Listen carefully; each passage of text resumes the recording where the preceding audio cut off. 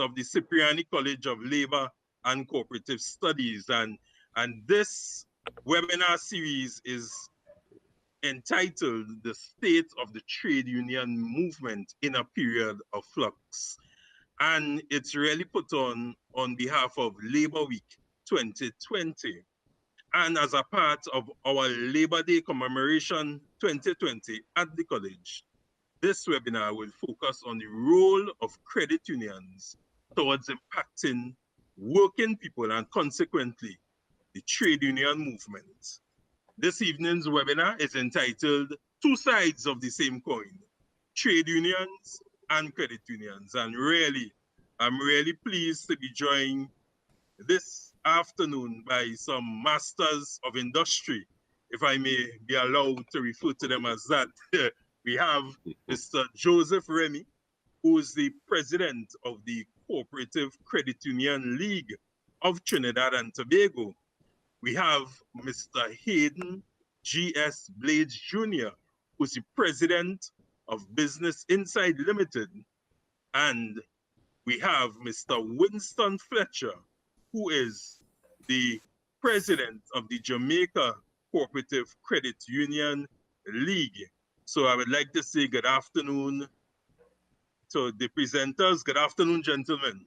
Good afternoon to you, Colin. Good afternoon to your viewers and listeners. Great. It's a pleasure once again. Yes, it's really a pleasure to have you all here as well. So we just want to bring into perspective the discussion this afternoon. And of course, it's entitled Two Sides of the Same Coin, Trade Unions and Credit Unions. And we're really happy to have persons who have traversed both fields and really can bring some life to the discussion here this afternoon. And in demonstrating the format this afternoon, how the presentations will be put forward. Each presenter will be given 15 minutes to deliver their presentation. And within that 15 minutes, they will deliver their presentation uninterrupted. Thereafter, I will introduce the second speaker, then the third speaker, and immediately after that, we will be fielding questions from the participants. Now, feel free to type your questions in the chat area of the YouTube box, in the YouTube chat box. And of course, feel free to like, feel free to subscribe, and feel free to share. So you will have the opportunity to ask the panelists and the presenters questions after they present when we go into the question and answer segment. So first of all, opening the batting order this afternoon, from Trinidad and Tobago, we have Mr. Joseph Remy. And as I introduced him earlier, he is the president of the Board of Directors of the Cooperative Credit Union League of Trinidad and Tobago, a post which he has held since 2013. He's also the vice president of the Board of the Caribbean Confederation of Credit Unions, known as CCLCS. But he also wears another hat. He's the president of the Federation of Independent Trade Unions and NGOs, known as FITON.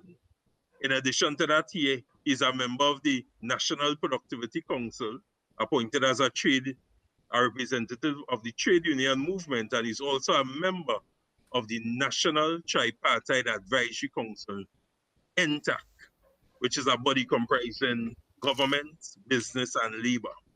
So, without further ado, I'd like to invite Mr. Joseph Remy to open the innings for us here this afternoon. Mr. Remy, the floor is yours. Thanks much, Colin, and thanks much to the Cipriani College of Labor and Cooperative Studies for doing a wonderful job at the advent of COVID-19. And, you know, we always say out of adversities come great opportunities. And this is one instance that we have had a very great opportunity to share the expertise of the college with the wider Caribbean region. And I think this is really a very good step for Cipriani College and for the Caribbean labor movement and for the Caribbean cooperative movement, that we could engage in such discourse that could take us to a different place. And this afternoon session, I want to also pay homage to my two fellow presenters this afternoon, Winston Fletcher, who serves as the president on the Caribbean Confederation of Credit Unions, the board that I belong to, and also Comrade Hayden Blades. We go way back in terms of collaboration in trade union business and credit union business, and I think Hayden Blades is very apt to bring some value to this presentation this afternoon. So again, welcome to the two other presenters, and to Colin, the moderator, and to the management and staff and the board of the Cipriani College of Labor and Cooperative Studies. I remember serving there as chairman for a period 2010 to 2014, and it really was a distinct pleasure. To me, that was the pinnacle of my career in terms of trade union and credit union activities, and it gave me an opportunity to see the labor and the cooperative education perspective and the role that it could play in the development of these two very noble movements. And this afternoon's presentation is very apt in that I am confident, and I have always said that it's the same coin. We're supposed to be singing from the same hymn book. We might be on different pages, but both movements have been birthed out of the same kind of historical context. And as such, it is important that we recognize the collaboration that is supposed to exist between these two movements. So I will want to begin my presentation by thanking everyone and, looking forward to the intense discourse that we are going to have this afternoon, because I believe it is going to be very rich in terms of value, and it is going to bring some perspective to the whole issue. So it's my presentation on the Elmer Francois Institute of Research and Debate webinar, 26th of June, two sides of the same coin, trade unions and credit unions. And basically, you see how valuable the coins are. We are golden. And I say, one, the trade union brings to the heart of the movement. That we fight to ensure that there is that justice for workers at the job site, there are improvement in their terms and conditions. And we go broader than that, out of the four corners of industrial relations, and look at the wider national community in terms of ensuring that there is a particular kind of social justice. And because you subscribe to what we call the Butlerite tradition of trade unionism, we go beyond. Butler would not have just fought for terms and conditions. Adult franchise and all those things would have been part of the work that he would have done on behalf of the trade union movement. And on the other side, the credit union movement, coming out of the cooperative movement, the credit union movement was the financial arm of the cooperative sector that brought to bear the economic development of those workers who would have taken the effort to struggle for improved terms and conditions and would have been left out of the mainstream of the financial sector. And as such, they would have pooled their resources collectively in what we call in the trade union movement in solidarity with each other, and develop a financial base that has now birthed a credit union movement that is regional and global and has a very, very deep penetration in a lot of the Caribbean islands. So this is where we would want to start this afternoon, and I would just want to go briefly on the purpose and the role of trade unions because of the time that we have allocated. And a trade union really is an organization of employees associated beyond confines of one enterprise. And we have examples in Trinidad and Tobago, the Oilfield Workers Trade Union, the Communication Workers Union. The Communication Workers Union was birthed out of the telephone industry, and it has mushroomed to represent workers in the hotel industry and in some of the other manufacturing industries. So it was birthed out of that, and it has established a protecting and improving through collective action. And the underlying thing here is improving through collective action the economic and social status of its members.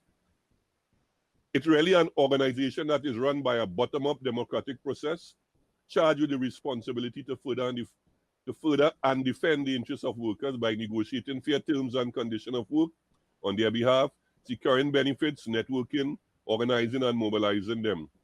And it really acts as a lobby and campaign for legislative and political change. Remember, I spoke earlier that we don't limit ourselves within the four walls of industrial relations, but we go beyond in the walls of industrial relations and talk about the political role.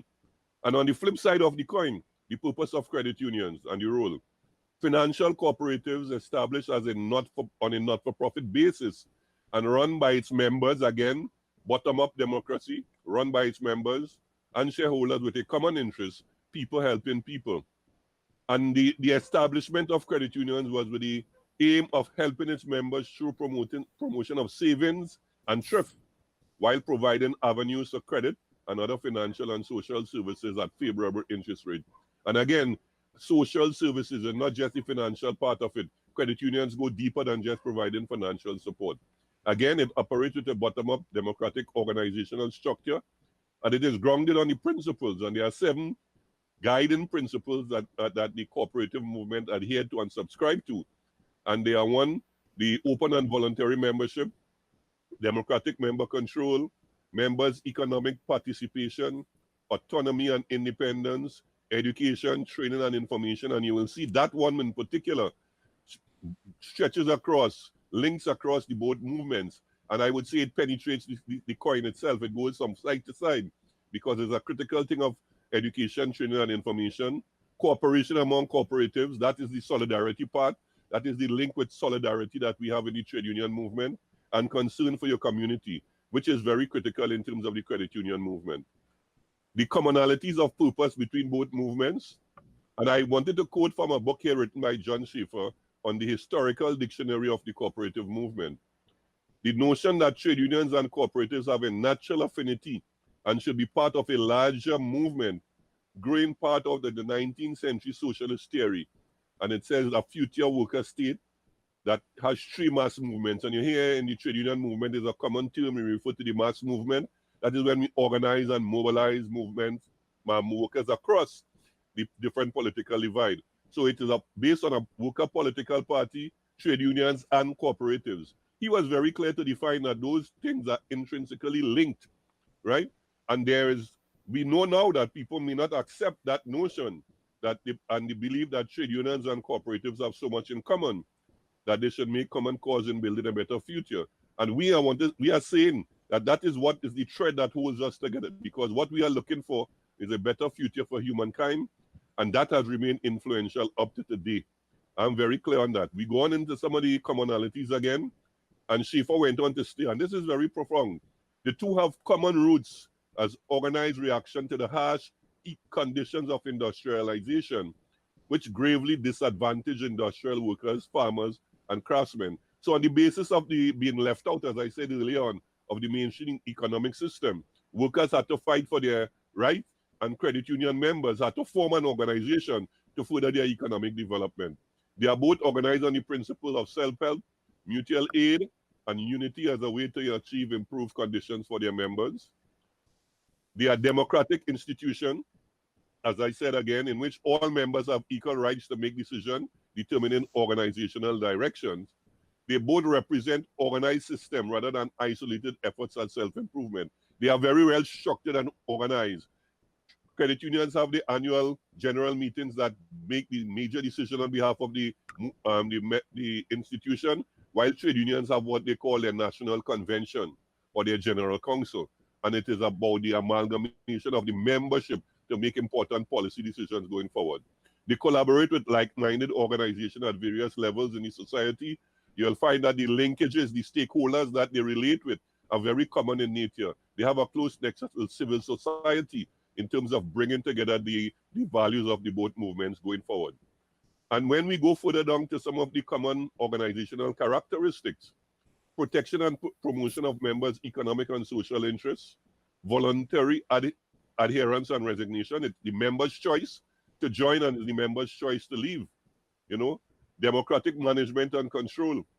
That is very important because, we have a lot of institutions that we don't see the trust from a democracy. And in these movements, it is very pronounced in our operation. I talk about the education and training, which is critically important to both movements. And then the members' participation in the affairs and the running on the thing. And then the financial base of both institutions. A base one in the trade union movement is membership dues, while in the credit union movement is membership contribution towards shares to build the capital base of the institution. So those are the kind of common linkages that we see. In terms of Trinidad and Tobago's situation, the trade unions, they were formed from an industrial alignment. And again, we look at the OWTU, oil and gas sector, communication workers union, the telecommunication industry, the seamen and waterfront workers trade union, port workers, PSA, the Public Service Association, the public service workers, banking, insurance, and general workers union, the banking and insurance industry, and the steel workers union of Trinidad and Tobago, the iron and steel company. Those were the genesis of those trade unions. But look at the similarity in the credit union movement. We talk about in the oil industry. We have four major credit unions there. We have TechU, one of the largest in the region. We have Palaseco, which is a leading credit union under the league right now. Antilles Credit Union, which was born out of the Antilles Oil Company. And Zenith Credit Union, again, part of the oil industry. Telephone Workers, Textile and Consolidated Telephone Credit Union. They are all credit unions in the telecommunication industry. We have the Port Employees Credit Union, which is from the port. We talk about the cement and waterfront workers, the port workers. Public Service Workers Credit Union, PSCU, the public service workers. The Banking and Insurance Credit Union, Bank Employees Credit Union, and we have the Bank and General Workers Credit Union. And there are two credit unions that were booted out of the BIGW and that whole banking and insurance industry. And then we have the Secu Credit Union, another leading credit union coming out of the steelworkers industry. So we are seeing the natural linkages, you know what I mean, between the both movements, and that is of critical importance. And what would have been done in terms of credit unions supporting workers during economic challenging times? Credit unions are always the backbone of financial support to workers during period, particularly of strikes, lockout, and other workplace stoppages when workers' salaries are so impacted. You find that the natural linkage they have is to go to the credit unions for that financial support. And within recent times, the league had a partnership with the government to provide liquidity support to workers whose employment status was affected by the COVID-19 pandemic regulations. We talk about that. I spoke about that on an earlier webinar that was hosted by Cipriani's, and I want to say that that has been working well to provide that level of support. So what are the possibilities from this collaboration? You know, we have a well-informed and educated membership.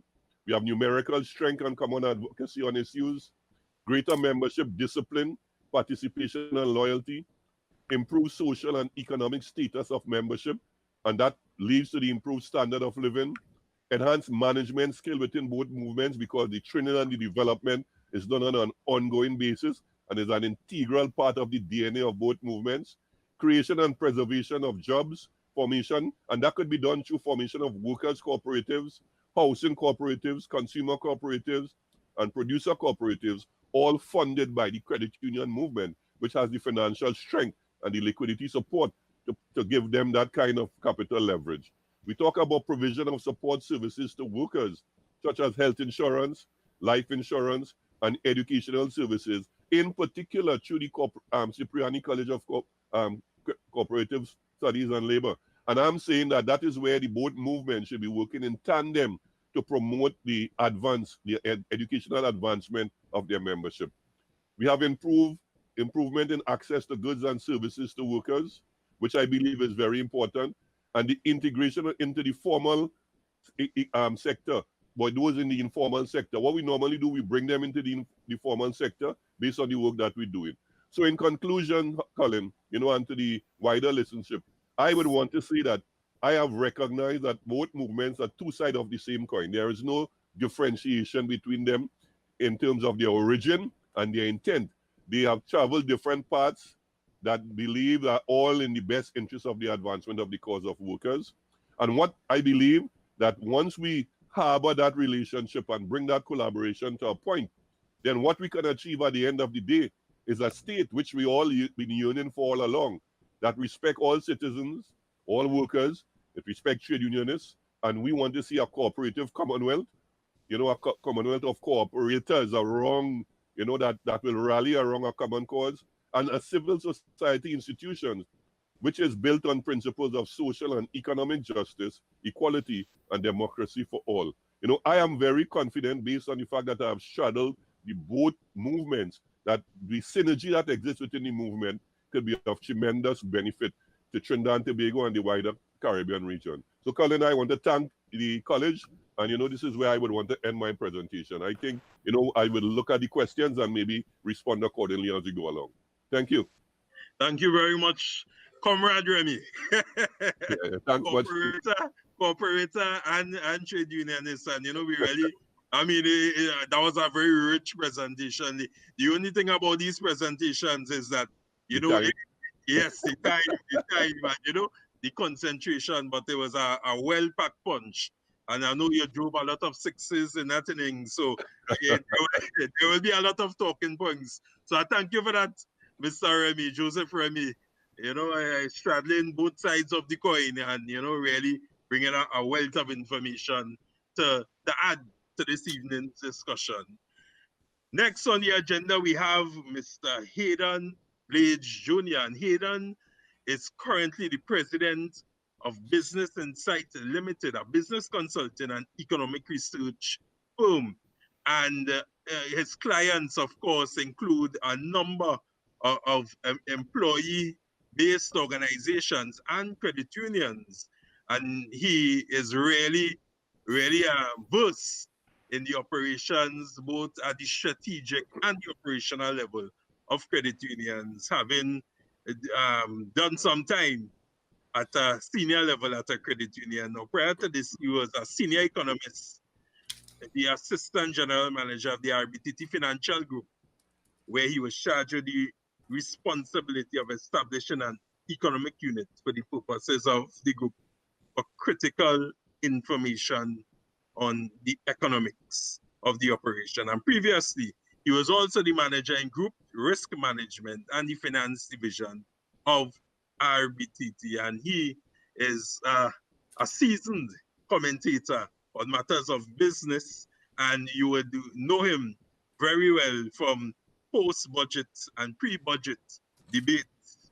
So he is bringing his contribution this afternoon to the table. Coming up one down, we have Mr. Hayden Blades Jr. to really deliver in this innings, where we are discussing two sides of the same coin, trade unions and credit unions. Hayden, the floor is yours. Turn it over to you, sir. Colin, thank you. You took up 2 minutes. All right, I will pay it forward then. Of my presentation time. Yeah. Anyhow, Comrade Remy, thank you so much for your presentation. And thank you for reminding us of not only the genesis of the labor union movement, but also the credit union movement, and of course their importance. But I have one important phrase: people empowerment. That's what this is about. It's about people empowerment. You see, we have understood in our colonial past, into our post-independence era, we understand the challenges that the working class folks have had to endure and overcome. The labor union movement and the credit union movement, the entire cooperative movement would have been key enablers to enhancing the quality of life of people across this region. But people empowerment, that is what this is about. How are we measuring people empowerment? I have about 5 points I want to raise very, very quickly.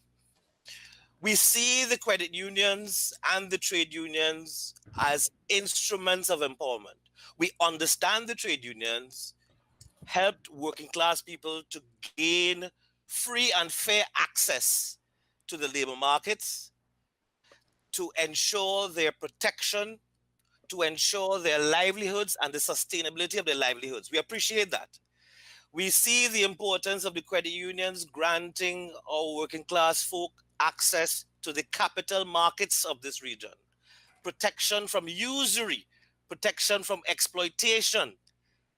This is what the credit union movement and the labor union movement is supposed to be all about. People empowerment. How do we measure people empowerment? What are we doing in terms of ensuring that these institutions are relevant to this 21st century environment in which we live?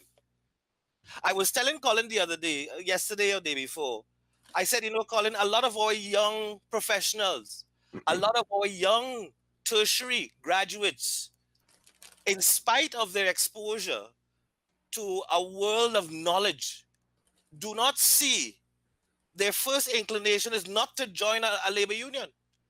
In fact, their first inclination is not even to join a credit union. That they see these retail banks as offering them better services.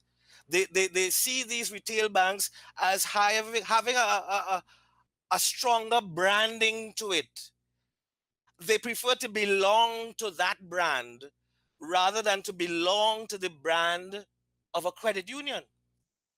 Even at Ernst & Young, an auditing firm, we had a credit union established and it was well subscribed by the staff.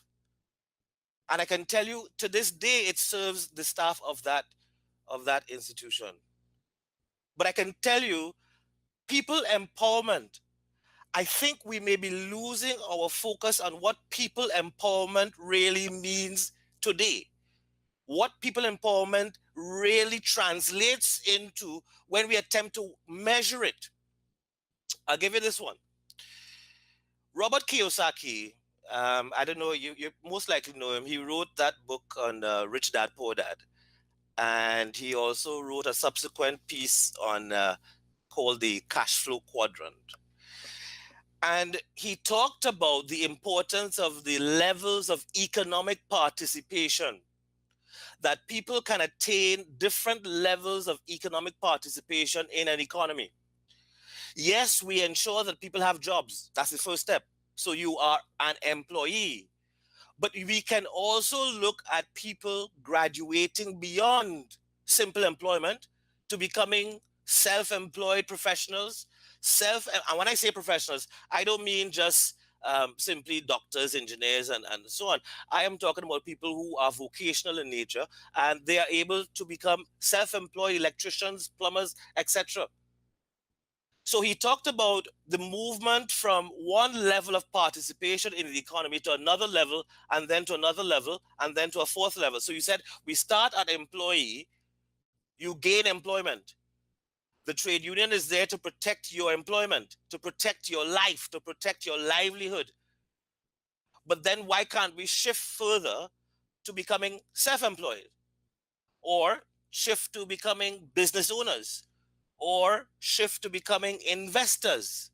You see, my thesis is that our credit union movement and the labor union movement ought to be positioned to shift people to increasingly higher levels of participation in the economy, which is to say, we don't just simply assume that because we have a low level of unemployment that our job is done. That we should have worked harder to move people to higher and higher levels of economic participation in the economy. We should have positioned both the credit unions and the labor unions to help people to become self-employed persons, to help people to become business owners, to help people to become investors in their own right. And that these things, these activities, that is where we build a stronger and more resilient base for all Caribbean people. And I suspect that along the way, we may have rejected that hypothesis that we can be more than just employees. So my thesis this evening is that it is not only that labor unions are there to protect us from exploitation. It is not only that labor unions are there to protect us, to stand in the gap for the working class, especially when our democratic systems fail us, when our constitutions do not have the coverage to ensure that people are protected throughout their working lives. Look, in Trinidad and Tobago, we had the issue of Mittal Steel.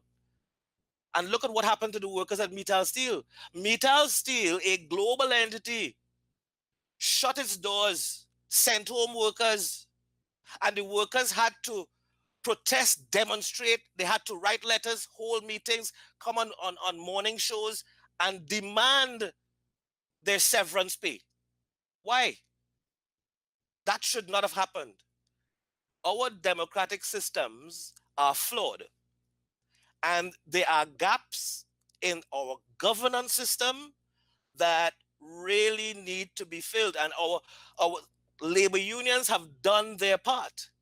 They have advocated for legislative reform. They have worked with workers, organized workers for them to avoid the exploitation of unscrupulous employers. But yet, we are at a stage where these things are still incomplete. In other words, there is a lot more to be done by the labor union movement and the credit union movement to stand in the gap for the working class.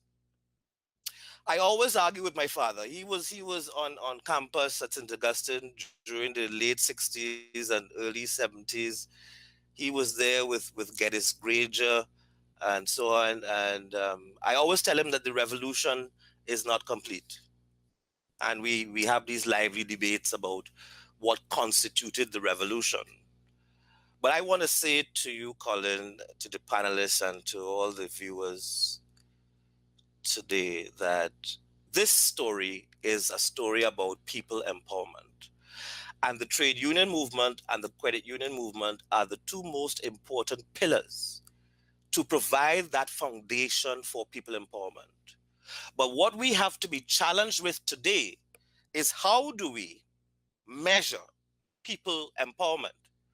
Do we measure it simply on the basis of an income per capita measure? Do we measure it on the basis of simply an unemployment measure? Do we measure it on the basis of a literacy rate? How do we measure people empowerment? Because I suspect that given the persistent poverty that still exists across this Caribbean region, we may not be measuring the right things. And there is more for us to do in order to lift our citizens out of this persistent poverty cycle. Great work has been done by the labor unions and the credit unions, but a great more has to be done to complete this task. People empowerment may very well include moving people from the employee status to self-employed status to business owner status to investor status. And I suspect that in some instances, we have seen some division across these movements, that what should have been collaborative work, at some points in time, there has been a separation of ideas. And members of various labor unions may have gone in slightly different directions, as well as credit unions. I want to make it clear to everyone that a credit union is not a bank.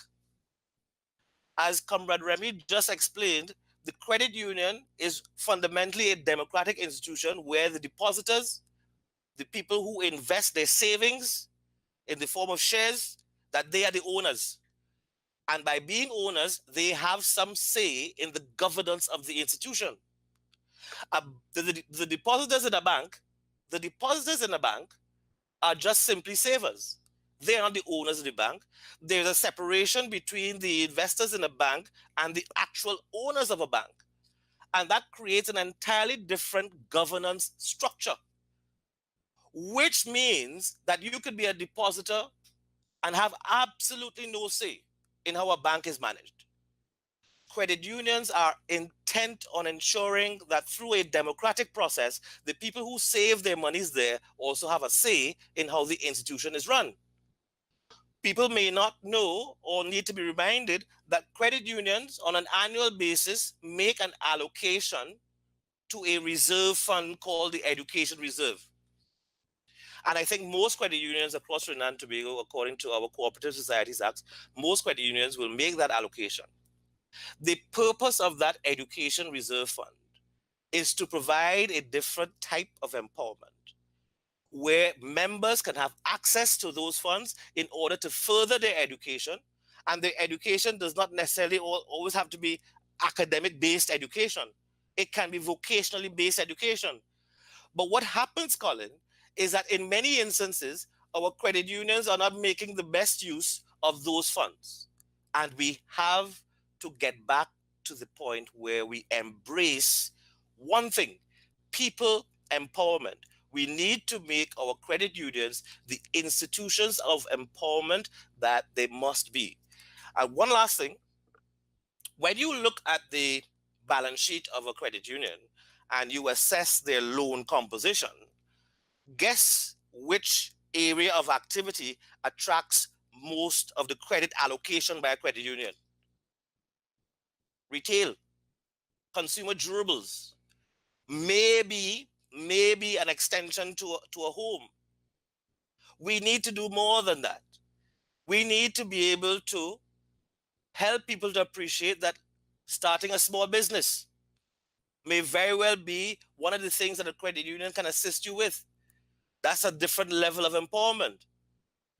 Our credit unions are still constrained. They're still very constrained by the problems that they face in terms of issuing mortgages. Because of the very nature of credit unions, they don't have access to a lender of last resort. They cannot necessarily engage in maturity intermediation, which is to say they can't borrow funds on the short end and then lend it on the long end, because that creates a lot of liquidity problems for the credit union. And by now, we needed to have a system to solve that, where credit unions can be important sources of mortgage lending. In these small open economies where we have very shallow stock markets and bond markets and so on, the fastest way to accumulate wealth is via real estate. And our credit unions need to play a better role, a more involved role in facilitating wealth accumulation. Wealth accumulation is not a bad thing. I know when we talk about these issues, we sometimes associate them with evil capitalism. But I can tell you this, until we get to the point where we encourage the economic participation of our membership in the economy, where credit union members can bid for government contracts and win government contracts by virtue of the support that they get from a credit union, that is the kind of people empowerment that these twin institutions can achieve. Thank you. Wow. What a middle order there. Thank you very much for that, Hayden. A very spirited presentation, very in-depth, and I mean, it was really built robustly around the theme of people empowerment. And I think that is at the heart, at the substance of what we are really looking to accomplish here this afternoon with our discussion. So I really appreciate the contribution, Hayden. And I know when discussion time comes around, I hope you're ready to to receive the many googlies that may be coming your way. Thank you very much, sir. And as the closing batsman, you know, as he takes the walk to the center pitch, I will just introduce Mr. Winston Fletcher. Now, Mr. Winston Crosby Fletcher, he is the president of the Jamaican Cooperative Credit Union League. And he's also the president of the Caribbean Confederation of Credit Unions, while also serving as the chairman of the Caribbean Credit Union, Fund Management Company Limited, which is a subsidiary of the Jamaica Cooperative Credit Union League. Now, he's a career professional and contemporary thought leader in the areas of strategic management that traverses the discipline of engineering, manufacturing, and education and training, specializing in TVET, which is technical vocational education and training, and workforce development. And you know, he also consults in the area of labor market analysis and workforce development. We are very pleased to have our brother in arms, Mr. Winston Crosby Fletcher, to bring his presentation to us here this afternoon. So Winston, without further ado, I turn the floor over to you, sir. You could unmute your mic and come on into the game, man. Thank you, Colin. Good afternoon, fellow panelists, brothers and sisters listening in. I want to commend my two colleagues. Excellent presentations up top. Apologies for the technological glitch. But it's indeed my pleasure to participate in this tripartite, as it seemed, discussion. Very, very rich discussions ahead of me, and I hope that I will be able to add some measure of debate to the process. So, two sides of the same coin. In Jamaica, we have a program on radio called Both Sides of the Story. Pretty much the same thing. So here we go. By way of context, colleagues, the World Economic Forum has for the last 10 or so years, but most recently about 2015-16, in a publication called The Fourth Industrial Revolution and the Future of Jobs, been predicting disruptive tendencies to the workplace. And they predicted that these disruptions would come mainly from technology. Now, that was consistent with a writer, Schumpeter's.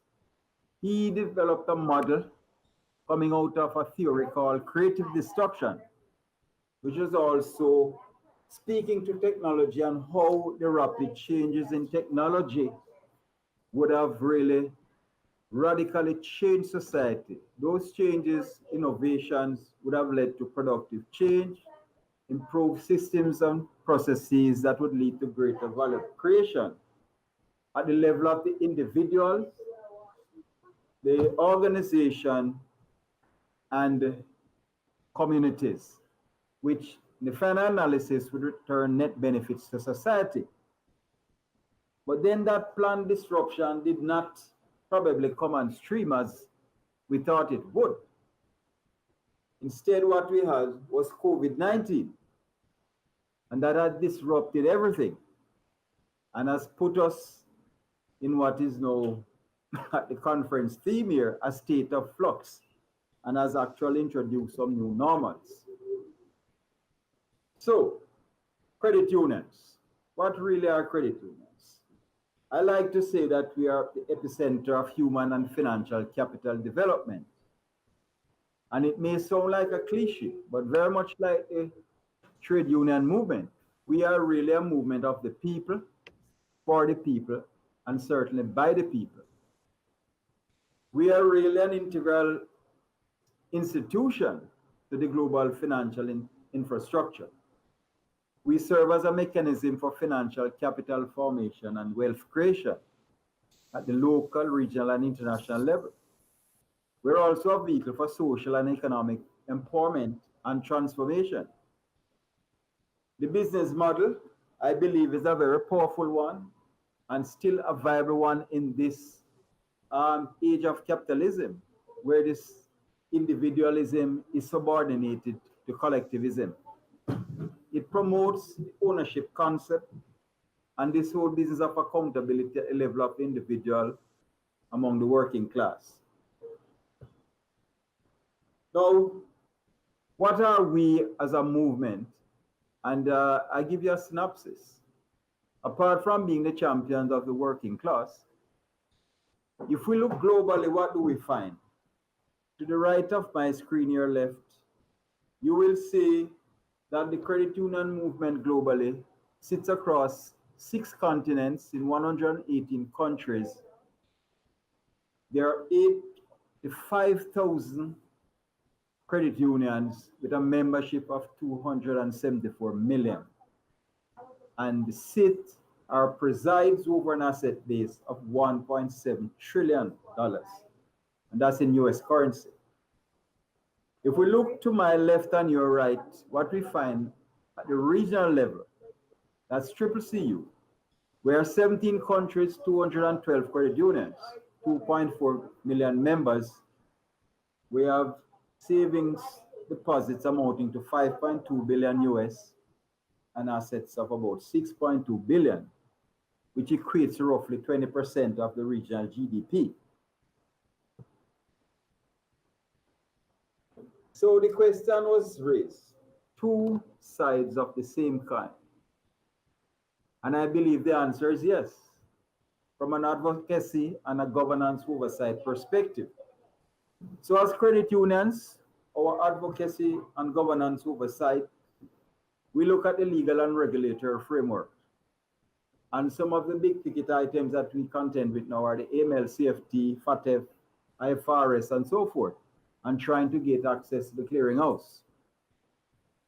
We also provide at the very base social inclusion for a vast majority of persons who have been locked out of the global financial system, and even at the local level, many of our brothers and sisters are locked out of the traditional banking system.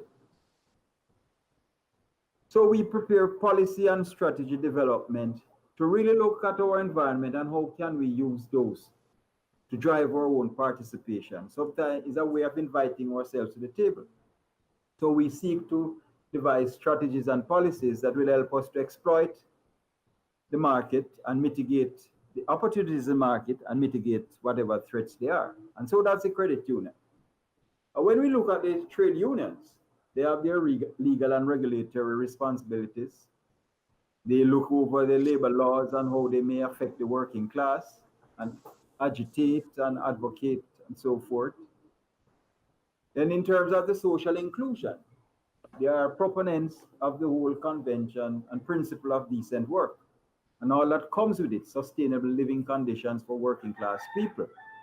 And like us, credit unions, they also shape policies and strategies that will benefit their members from new trends and existing trends in the labor market so that their members can advance as society advances.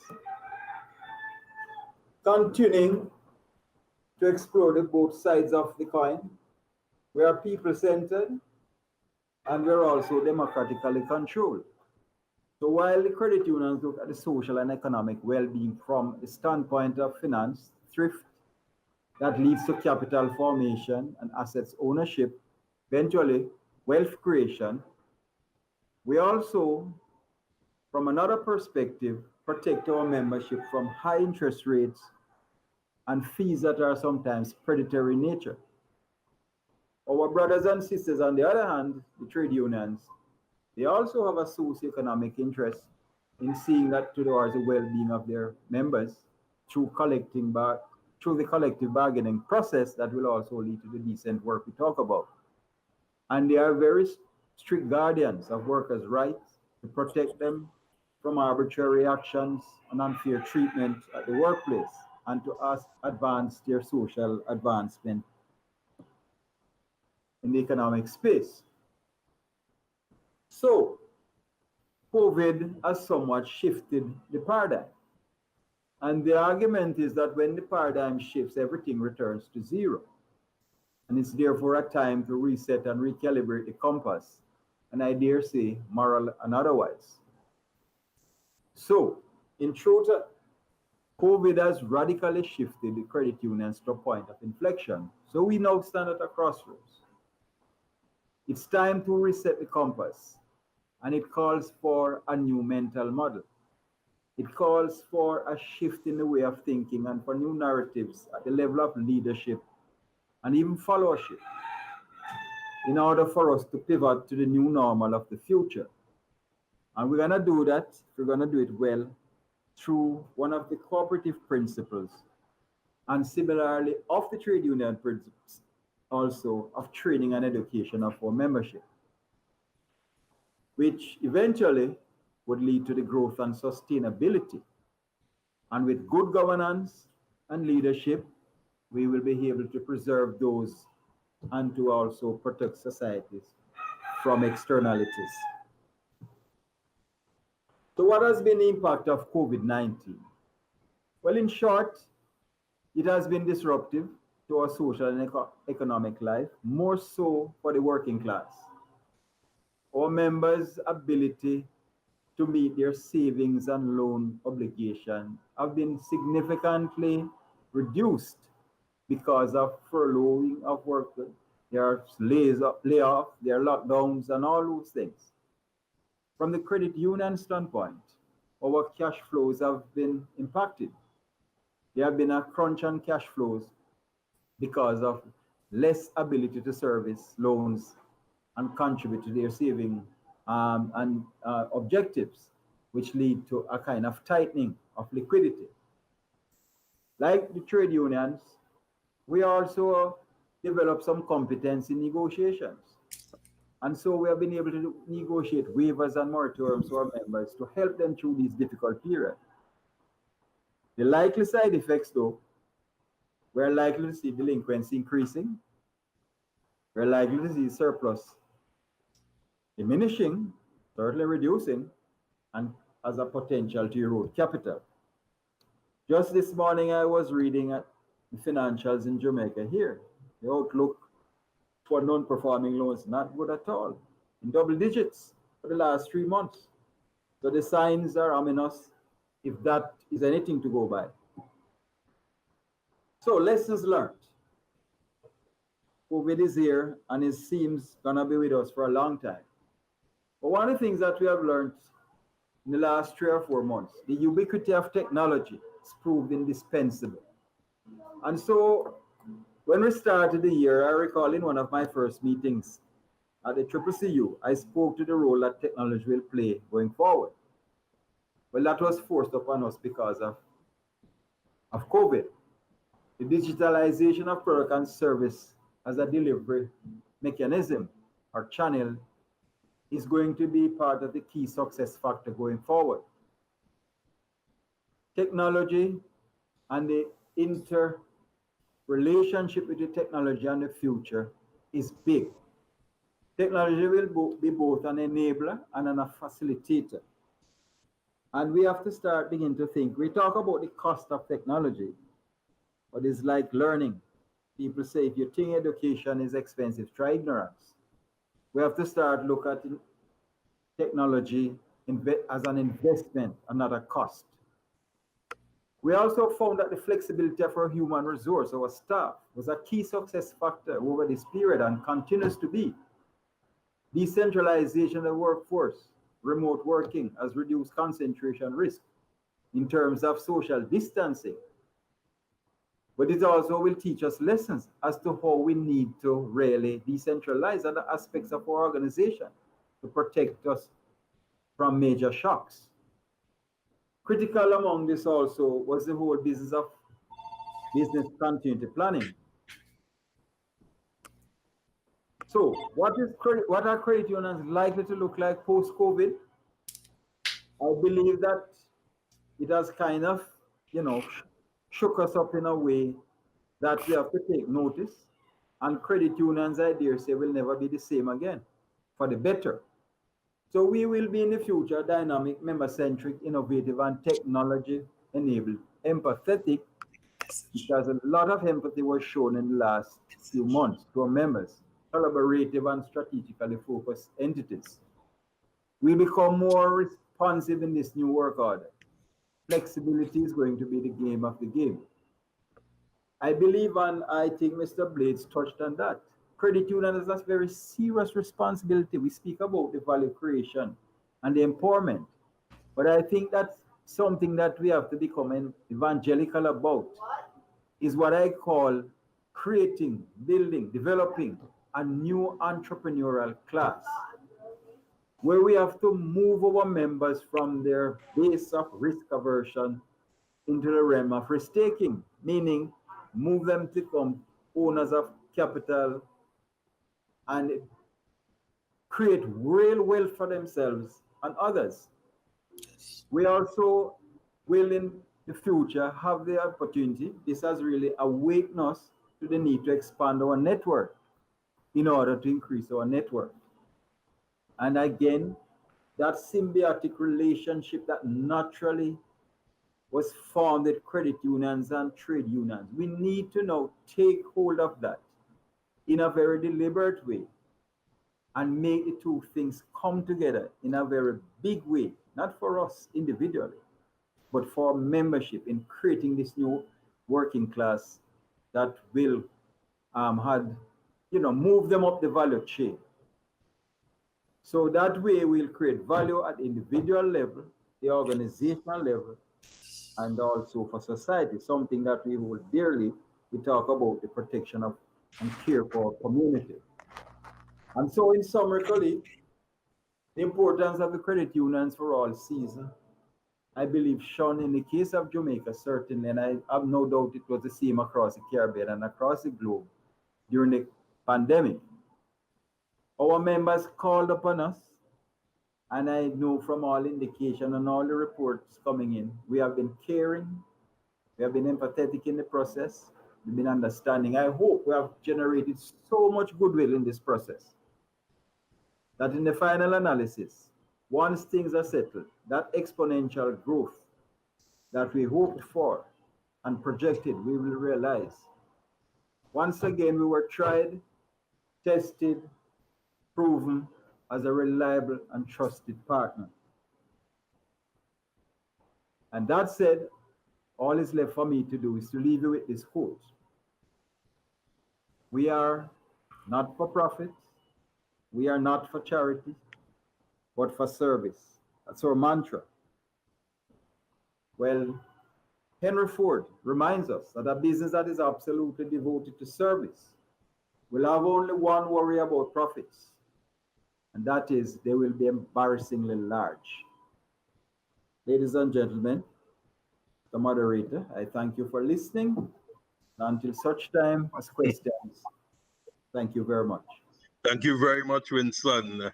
Once again, a very insightful presentation. While you were presenting, I saw Hayden's hand going up into the air. I know I was looking to see if Soka music was playing, but I saw you responding positively. So I really thank you for that, Winston. A lot of food for thought, and it's a good point to get right into the questions. And of course, contributions coming in, and we have a comment, the spirited conversation, looking at the two sides of the same coin. And the first one, I want to go to Mr. Remy. All right, Mr. Remy, we have a question coming from Natalie M, right, on our social media platform, and she is presenting the case and asking if the linkages between the two movements, the trade union movement and the credit union movement, do those linkages really increase participation of people in the whole democratic process and the empowerment process? Or she's presenting a counterpoint. Is it more so the few members who really become more deeply involved in both organizations, while the majority of members really take a hands-off approach? All right. Well, I was looking for Mr. Remy, but we have Hayden here, so you could go ahead. They're looking at the participation. Colin. Yes. I understand exactly where she's coming from. Yeah. So I'll take a stab at it and then Mr. Remy, yes. Could jump in. I understand what she means by the level of participation of all the members in the various institutions. And I know she's alluding to the fact that sometimes on a board of directors at a credit union, you may find that a lot of the same names keep rotating on the same board. And I suspect that what she's referring to is the issue of getting more of the membership directly involved in leadership positions. That's what she's alluding to. And I would advise her to look at her, if she's a part of a credit union, look at the credit union's bylaws. And in those bylaws, there are term limits for members of the board. And every year there is an annual general meeting where there is sequential rotation of people off of the board and new persons are elected and so on. She has to get involved in that process in order to really participate. I know that in many instances, credit unions may not all be doing the best job at inviting people to be nominated for positions on the board. What you have to do as a member, get yourself nominated via the nomination committee and put yourself up to be a part of the credit union's management process, governance structure. Because if you don't come forward, nobody's really going to come looking for you. So you've got to come forward and be a part of the process, be a part of the governance structure, and look at your credit union from the inside. Many times members just simply go to the AGM to collect their dividend check. And this is the truth. And if some members, if they don't think that they're going to collect the dividend check at the AGM, they tend not to attend the AGM. Yeah. Okay, we're talking the truth today. Definitely, we're speaking the truth. Yes. So Yeah. I want to advise the listener, as long as you're a member of a credit union, get yourself involved, get yourself nominated by the nomination committee, participate at the AGM, get up and ask questions and get clarifications and so on, and demand that there are certain objectives that the credit union must achieve and so on, but you have to get involved if you want to be involved. Definitely. Thanks much for that response. Now, Colin, as I have, yes, Mr. Remy. yeah, Before I we had a take little it challenge yeah. here. I just want to thank Hayden for his response, and it was in line with what I was intended to say, and just to advise to that, one of the challenges we having with that member involvement is that we, our political system, we inherit this colonial system of a kingdom, so that one person would lead and give directions and everything. And you see the issue of collective leadership, participatory leadership, democracy at work to the fullest is something that I believe we have to go and re-educate our citizenry about. And Hayden is right. People come to the AGM and the first thing that they do is they actually token and they turn to the back page of the brochure, because the back page has what the dividend is about. The dividends paid, yes. That's right. And I'm saying we credit unions offer a myriad of educational programs to their membership. Hayden spoke to it about getting themselves involved at the leadership level. And every year, you will see on every paper, credit unions advertising for nominations, for sitting on different boards and committees and those things. They advertise their AGMs. But people have to start to see themselves as being leaders and not being followers and not being participators. And if we could change that mindset, then we will bring about a different kind of society, which is critically important. Definitely, man. Thank you so much. Mr. Remy, one of the questions coming for you. All right, and it's coming out of the initial response, and that Natalie saying that it's really about mobilizing the entire membership. We have a question from George Bob. Let me put it in this way. All right, the two organizations, while completely distinct, they're still inseparable. So should there be work, or should we be working towards supporting this kind of relationship to build a participative economy? In England, one reporter saw out of England calling it the sharing and the collaborative economy. Can we, the working people of society, come together to really establish this, and how we should go about working it? I know you had some recommendations in your presentation, how you could go about doing that. Thanks, Colin. And again, it is instructive that we touching a sore point in the both movements, and it's something that I have a peeve about for quite a while. And again, I go back to I heard Hayden and Winston in terms of taking it to the next level, getting the entrepreneurial drive and all those things. That is all well and good, but we have been brainwashed by education over the years to believe that we can't do it ourselves. And because of that, we don't have confidence in ourselves to mobilize enough to put ourselves to that point. So we see education not just as a tool for building ourselves to own these people. It is to get certification, to get a job.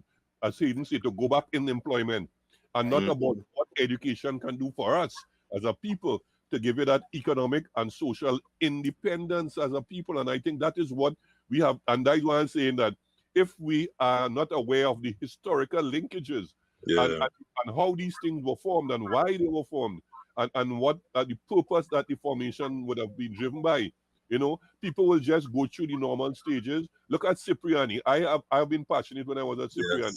How do we take the education that we are providing with those workers who are coming into the college and make the two institutions better institutions, the trade union and the cooperative movement?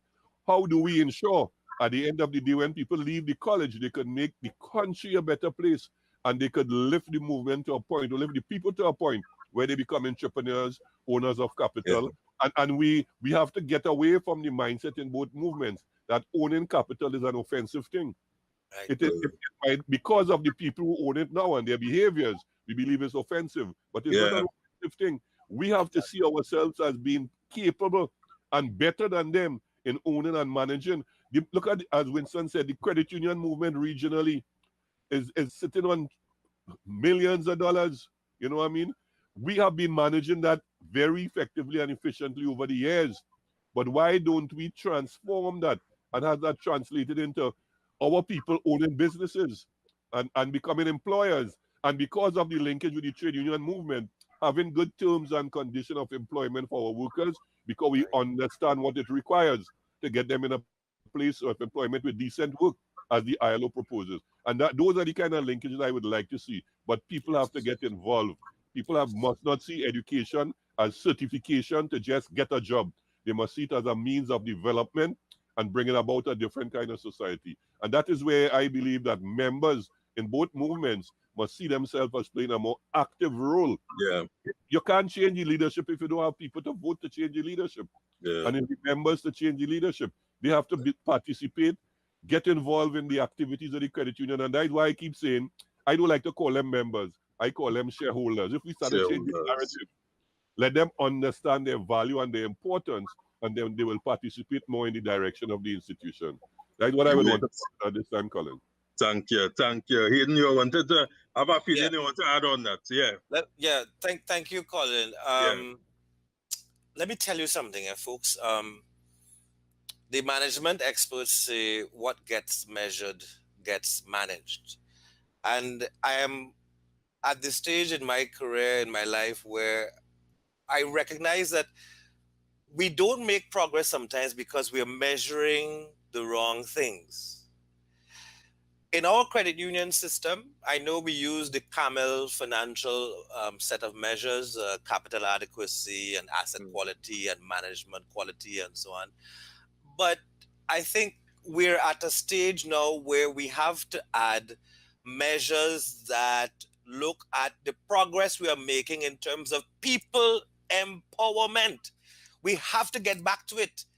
We have to define or redefine what people empowerment means in the 21st century. Now that we have come through the 1930s, we've come through World War I, World War II, we've come through the pre- and post-independence era, the 1970s, we've had 1990. Here we are in 2020, and we are asking the same existential question: have we done enough? Have we done enough? And the answer to that question is still no. It will always be no until we get to the point where we can say the people of this region are significant owners of their commanding heights.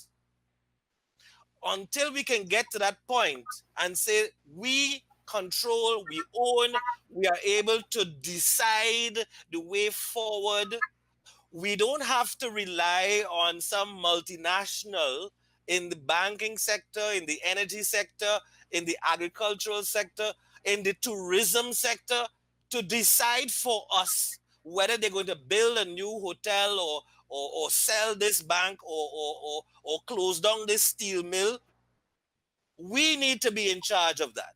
We need to be in charge of how we position ourselves with regard to how the global economy is evolving. As it stands, the multinationals are the ones who still make those decisions for us. And if they are not making the decisions for us, they are encouraging the politicians to make those decisions in a particular way to suit them, not us. So true. So here we are. This is our existential moment. How are we going to move forward?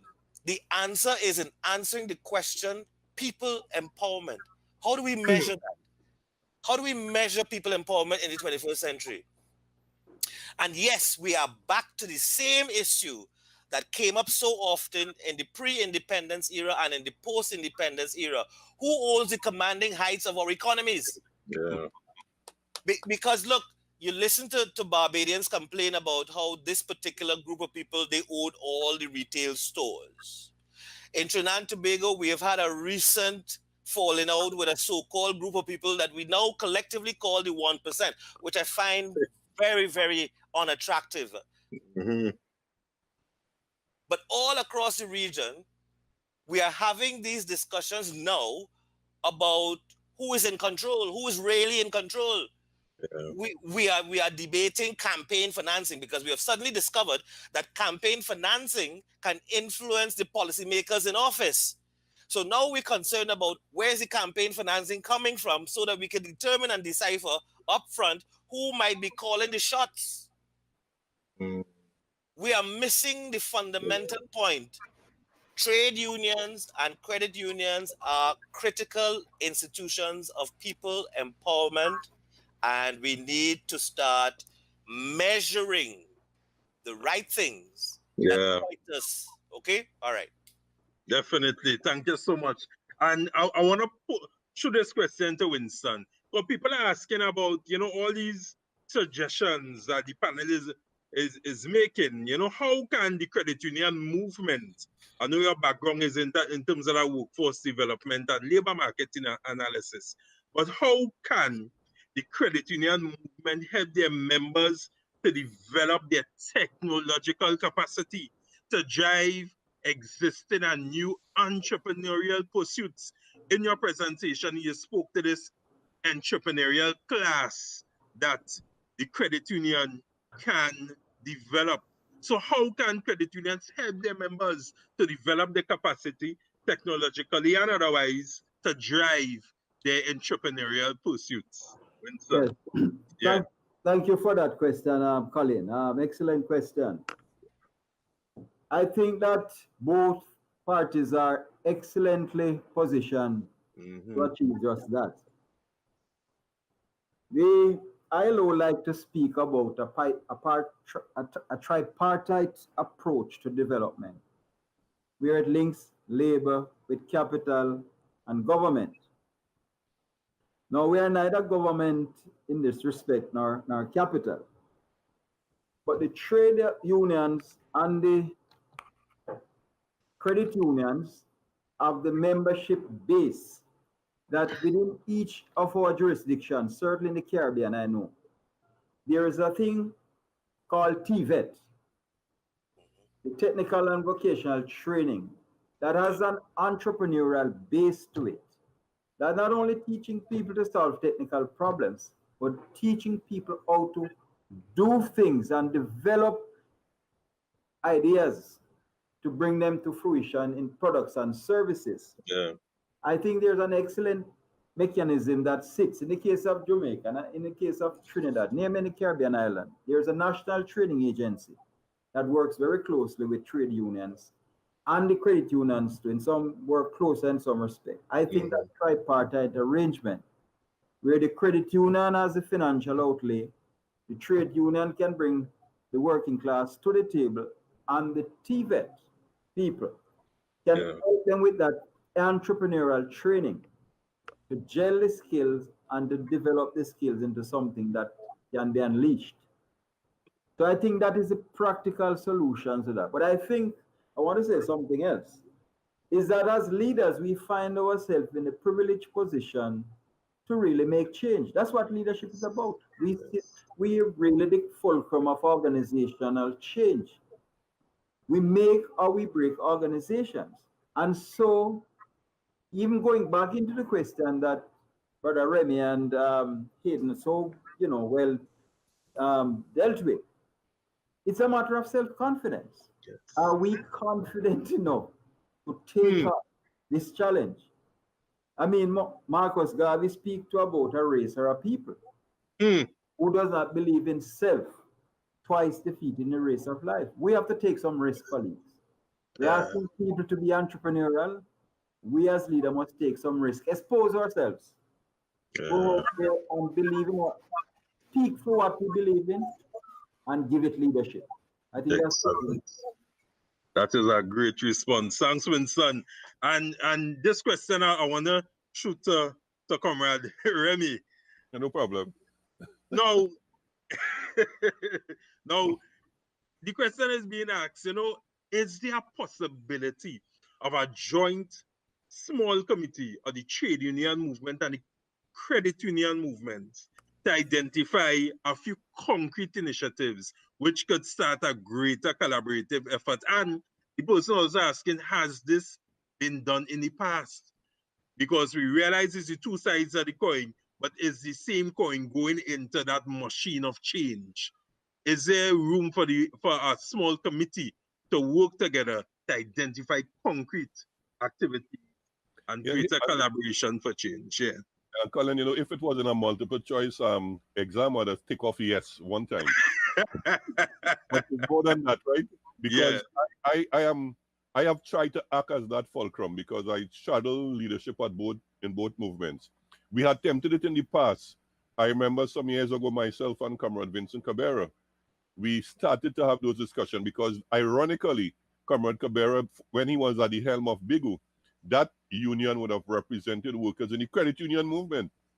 And he was a trade union leader representing workers in the credit union. And we were having challenges with negotiation with him and the movement. And then I was sitting as the president of the league.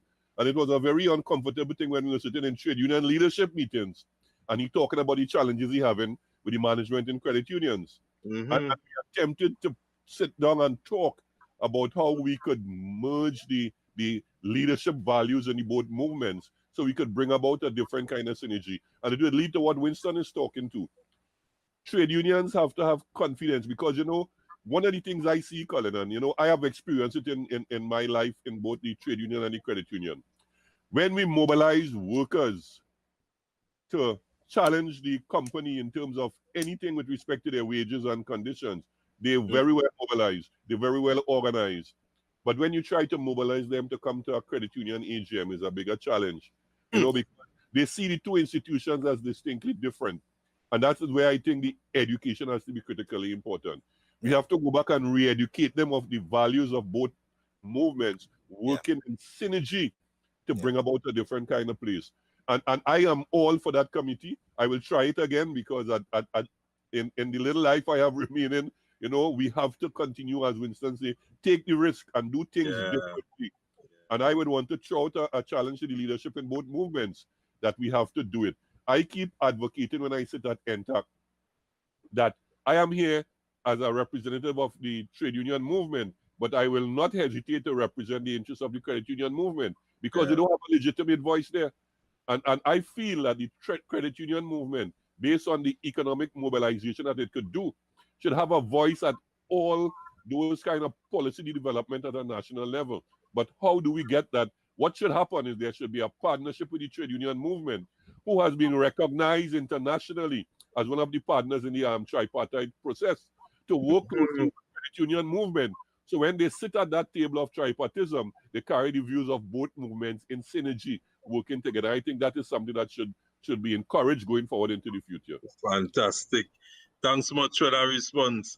And I have a question here, and I wanted that directed to Hayden, because in your contribution, you spoke to the involvement of young people, and young people really questioning the relevance of the involvement in the movement at this time, whether it makes sense. So a young person is asking, does it make sense for them to start a cooperative with other young people to make a positive impact in our community? They questioning the space of impact and the measure of impact of young people, seeing that, it's a bit of a longer stretch, as you allude to.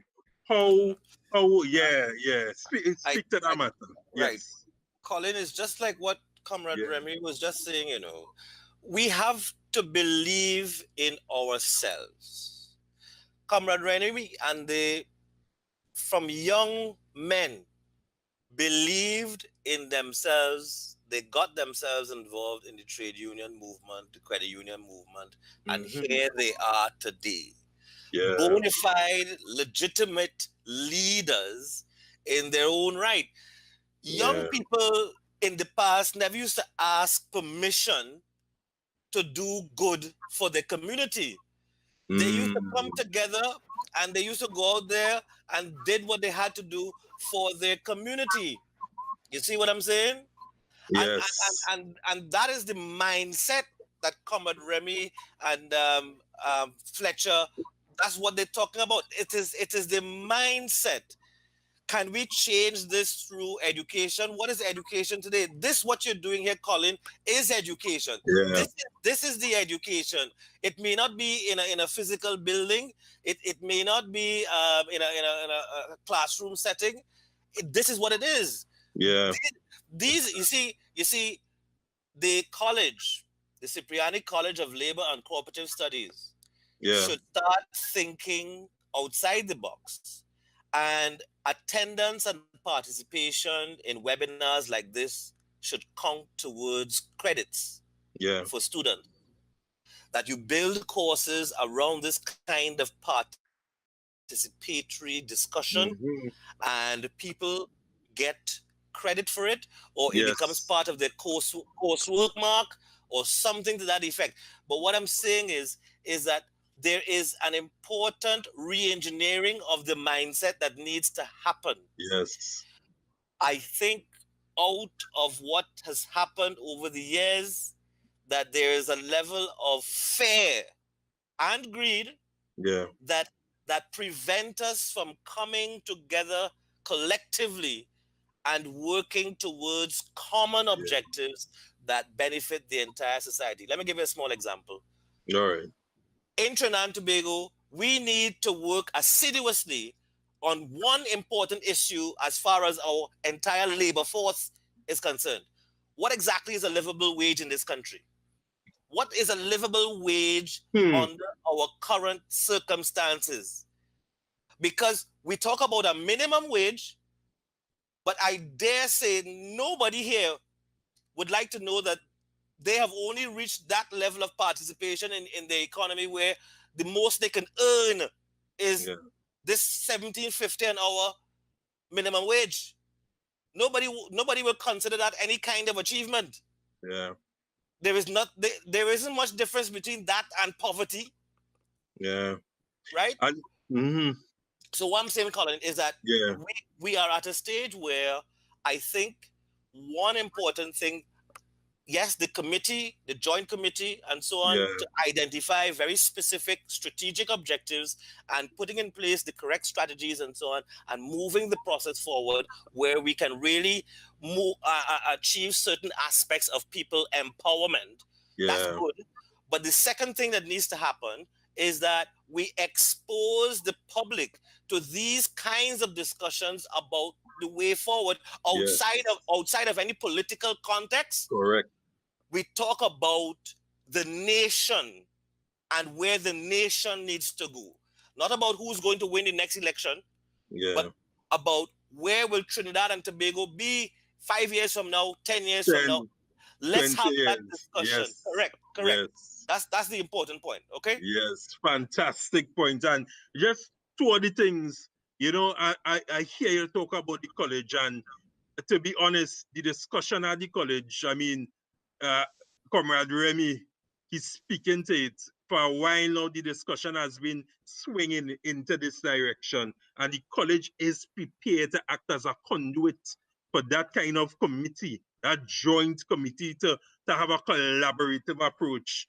And the next point here you have been making is that, attending these sorts of seminars for credit. And within certain programs at the college, we have a new and revised curriculum, which we launched at the beginning of this academic year, which actually awards credit for participation in these kind of forums, because we need to have these discussions, as you say, outside any political realm or any kind of realm of influence, and to have that. So, it's so important. Thanks so much for that contribution. And I know it's close to time, but there is one question I have to put on the table. And, asking all the presenters really to comment. And we'll start with Winston. And the question goes along these lines. I have been a part of the movement for over 20 years. And for the greater part of the last decade, I've been hearing about this entrepreneurial slant. I've been hearing about empowerment of people.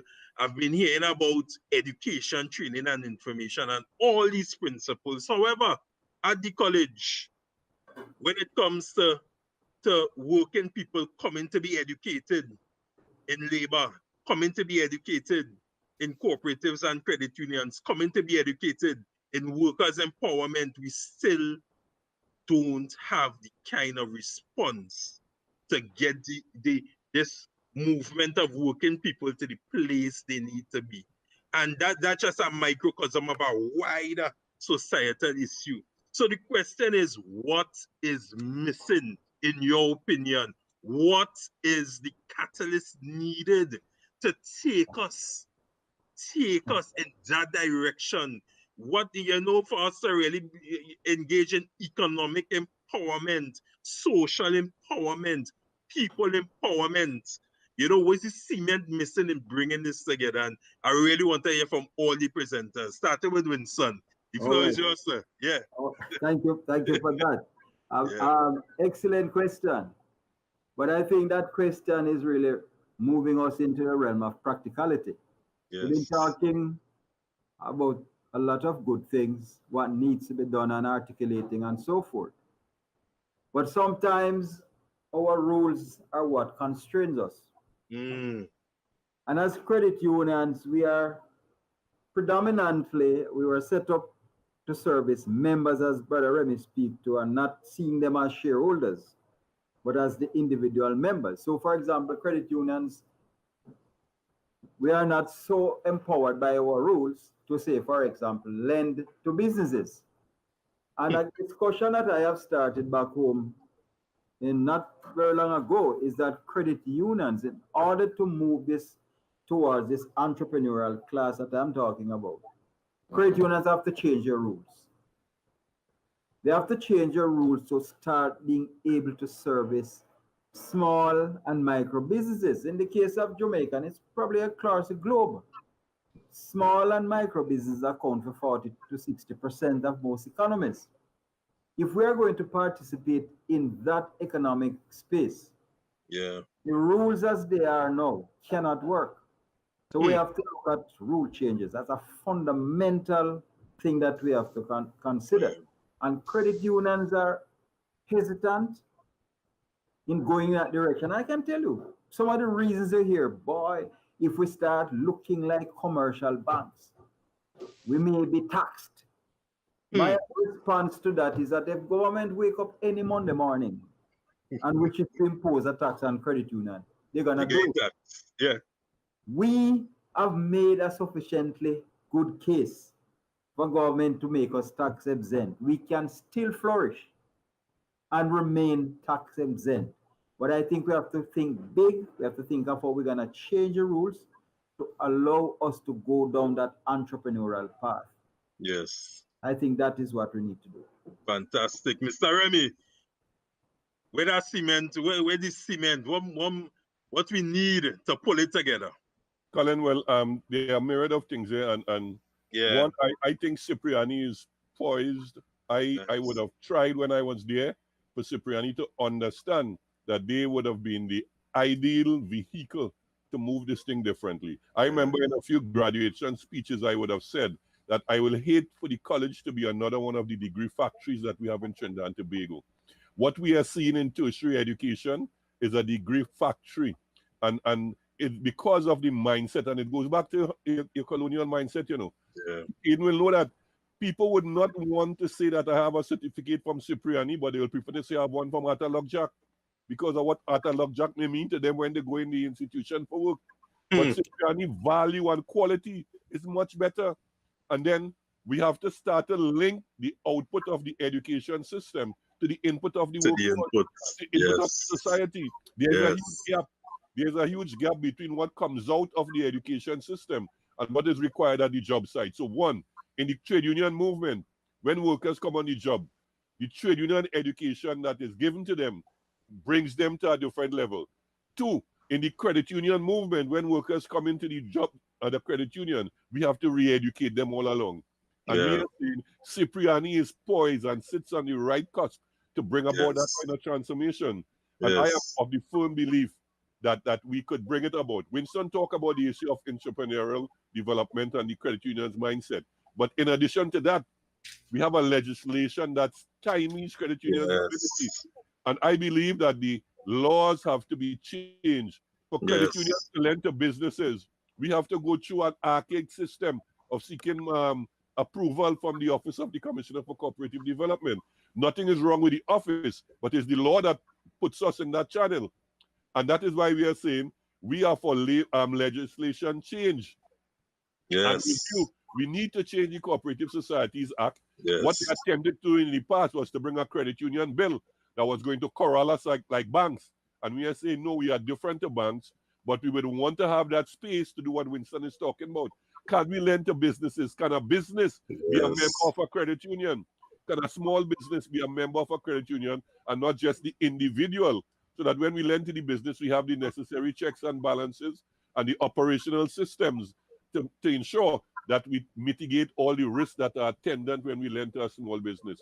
And not only that, that we provide the developmental work for the small business to take them from small to medium to large to the commanding heights of the economy. And that is the kind of transition we need to see in the credit union movement. We need to take somebody from a sole trader to somebody who now is part of the commanding heights of the economy. The legislation must give us that, and the education system. But as Winston said, the mindset of the leadership in the movement must be also changed to see that nothing is wrong in developing those people, but we have to keep educating them so they would not do what we call in the trade union movement, we say, you have to commit class suicide to be part of the movement, you know. You have to be able to do that if you don't commit class suicide to be part, because some people don't see themselves as being part of the working class, you know. Yeah. If they move to that level, they feel they must jump out of the thing and go into a different class. So we have a class issue in the West Indian society that must be addressed and addressed very quickly. And I'm saying Cipriani has a critical role in bringing about that. And I would hope that Cipriani, to me, is the only educational institution right now in the country. We have a certificate institutions now who are given certificates on the basis of certain academic achievement, but are the people well educated to make a different kind of contribution to the society? And I would like to see Cipriani take the lead and be, not just in Trinidad and Tobago, but in the Caribbean region, that is working class education that will take us some small business sole traders to owning the commanding heights of the economy. And that is why I want to present my presentation this afternoon. Colin. Excellent. Thank you, man. Listen, these time constraints, but I think we could go till midnight, you know, but, but I want to call Hayden in. Hayden, I know you raring to go and to identify missing links. Colin, let me tell you. Yeah. If we're talking about education and the college itself, the college needs a bit of rebranding. Let me explain what I mean. The issue is really social and economic equity in these post-colonial societies. And you see, what the college has to be able to show is that its various programs, its courses, and so on, are built around the principle of social and economic equity. Simple rebranding. You see, what you don't want. You don't want the college to always be viewed as some center for socialist re-education. You with me? Yeah. We hear you. You want the college to be branded as an institution that enlightens the population, and it encourages social and economic equity. It is built around people empowerment. People empowerment. Yeah. It is not an education of leftists. It is not about. It is not about the mental engineering for leftists and socialists and so on. Yeah.